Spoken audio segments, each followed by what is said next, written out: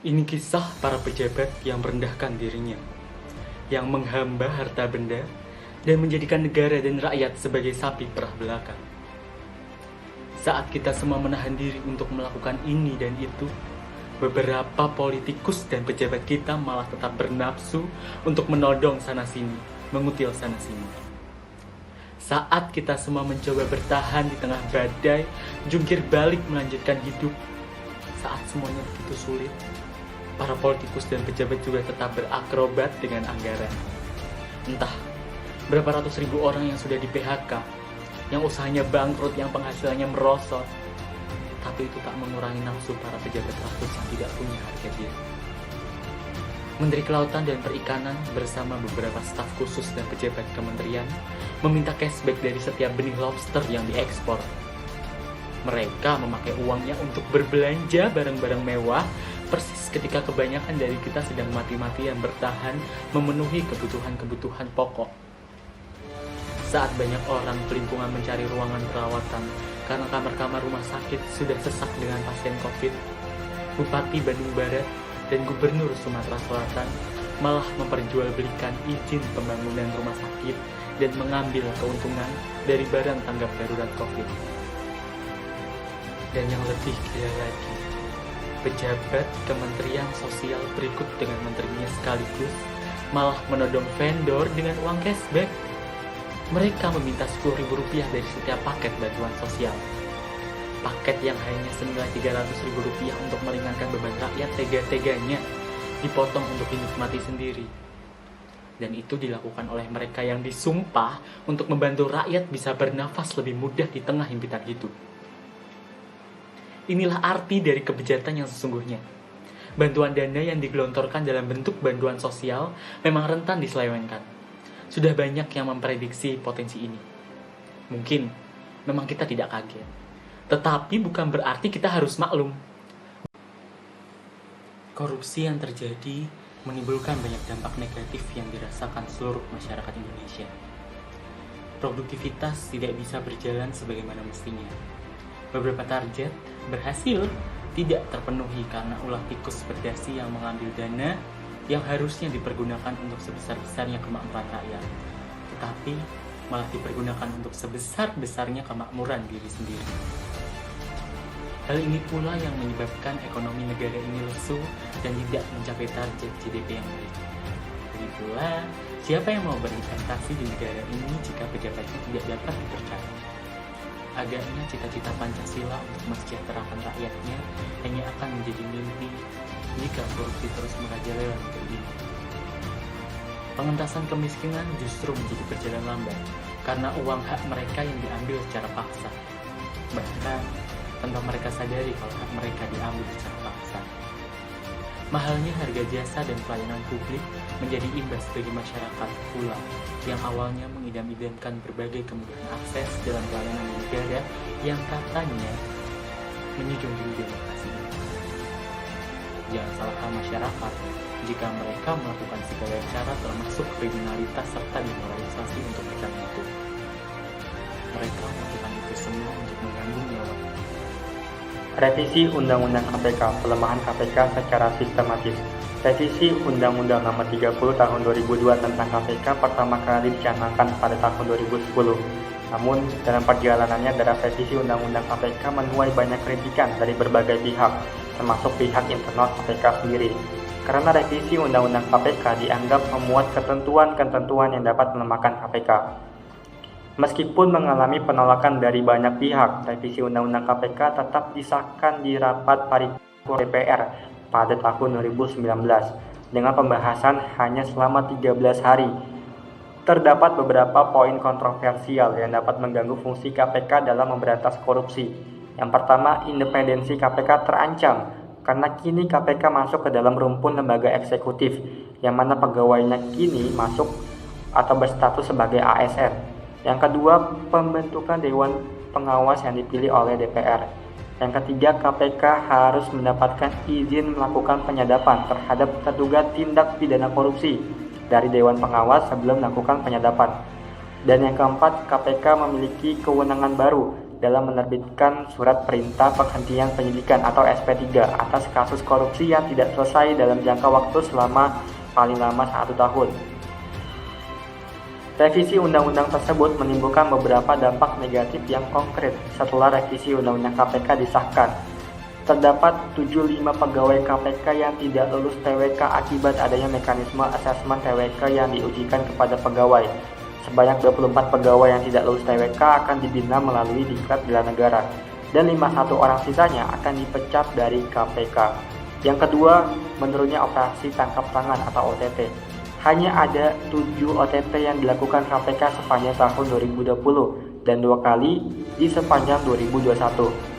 Hal tersebut merosot tajam dibandingkan tahun 2018 sebanyak 32 kali OTT dan 16 kali sepanjang tahun 2019. Dan yang terakhir, terdapat beberapa kasus yang selama ini ditangani oleh KPK dihentikan begitu saja melalui SP3. Salah satunya adalah perkara bantuan likuiditas Bank Indonesia atau BLBI dengan jumlah kerugian negara sebesar 4,58 triliun. Indeks persepsi korupsi di Indonesia terus mengalami peningkatan dari masa ke masa. Namun di tahun 2020, IPK Indonesia mengalami penurunan sebesar 3 poin dibandingkan tahun 2019. IPK Indonesia di tahun 2020 sebesar 37 poin dari skala 1 sampai 100. Semakin besar poin IPK, maka semakin bersih suatu negara dari korupsi.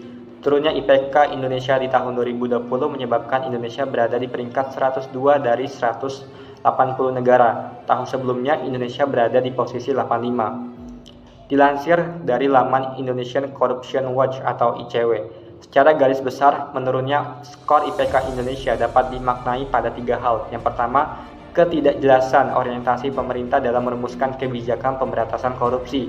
Sebagaimana diketahui, terlepas dari perubahan regulasi kelembagaan KPK, sepanjang tahun 2020 pemerintah dan DPR juga mengundangkan beberapa aturan yang mementingkan kelompok oligarki dan mengesampingkan nilai-nilai demokrasi. Sebut saja misalnya Omnibus Law, Undang-Undang Cipta Kerja.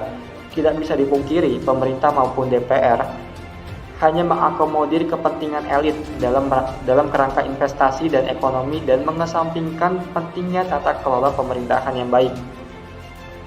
Yang kedua, kegagalan reformasi penegak hukum dalam memaksimalkan penindakan perkara korupsi.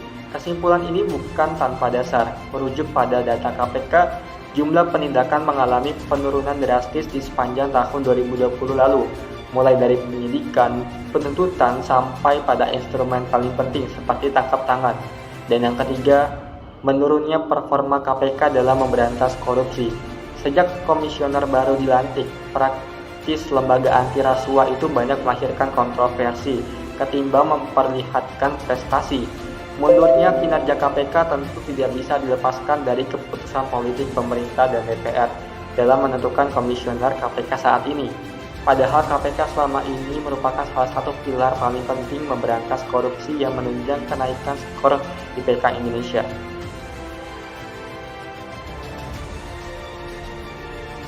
Grafik di samping, 5 sektor yang paling sering dikorupsi oleh tikus-tikus berdasi di Indonesia. Di urutan pertama ada anggaran desa dengan 96 kasus, kemudian disusul sektor pemerintahan dengan 57 kasus, sektor pendidikan dengan 5 kasus, sektor transportasi dengan 32 kasus, dan sektor kesehatan dengan 21 kasus. Menurut data Indonesian Corruption Watch atau ICW, ada 49 kasus korupsi anggaran desa di bidang infrastruktur yang merugikan negara sebesar 17,1 miliar. Selain itu, ada juga 47 kasus korupsi dana desa non-infrastruktur yang merugikan negara sebesar 20 miliar. Berikutnya korupsi di sektor pemerintahan. Berdasarkan data ICW, ada 13 kasus di sektor pemerintahan yang berkaitan dengan infrastruktur. Kasus tersebut merugikan negara sebesar 26,6 miliar. Sementara ada 44 kasus di sektor pemerintahan yang tidak terkait dengan infrastruktur, dengan total kerugian negara sebesar 260 miliar. Di urutan yang ketiga ada korupsi di sektor pendidikan. Ada 15 kasus terkait dengan infrastruktur pendidikan yang merugikan negara sebesar 34,7 miliar dan 38 kasus non-infrastruktur yang merugikan negara sebesar 30 miliar. Kemudian, Sektor keempat yang paling banyak dikorupsi adalah sektor transportasi. Terdapat 2-3 kasus di sektor transportasi bidang infrastruktur yang merugikan negara sebesar 366 miliar dan 9 kasus non-infrastruktur di sektor transportasi yang merugikan negara sebesar 104 miliar. Terakhir, sektor kelima yang paling banyak dikorupsi yaitu korupsi di sektor kesehatan. Terdapat 5 kasus infrastruktur kesehatan yang merugikan negara sebesar 14,5 miliar dan 16 kasus non-infrastruktur yang merugikan negara sebesar 41,8 miliar.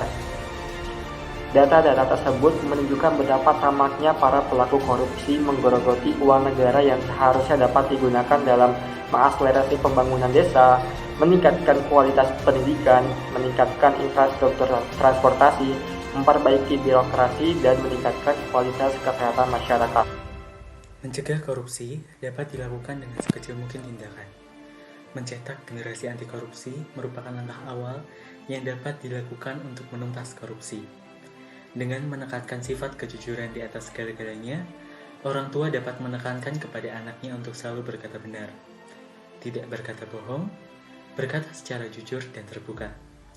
Selain jujur, anak dapat diterapkan untuk memiliki sikap bertanggung jawab. Jujur merupakan fondasi utama dalam diri seseorang, sedangkan kerja keras akan memunculkan daya juang serta menghindarkan seseorang meraih hasil secara instan. Pasalnya, koruptor selalu ingin hasil instan tanpa mau bekerja keras. Setelah membentuk generasi anti korupsi, gerakan pemberantasan korupsi dapat dimulai dengan membentuk kesadaran publik akan hak-haknya yang dilanggar para koruptor. Misalnya, mengenai pajak anggaran kesehatan, serta pendidikan yang dikorupsi. Setelah tumbuh kesadaran itu, diharapkan muncul usaha masyarakat untuk memperjuangkan haknya dengan cara mengawasi penggunaan anggaran, serta bagaimana kekuasaan dijalankan. Mari, bersama-sama cegah dan berantas korupsi untuk Indonesia yang lebih baik.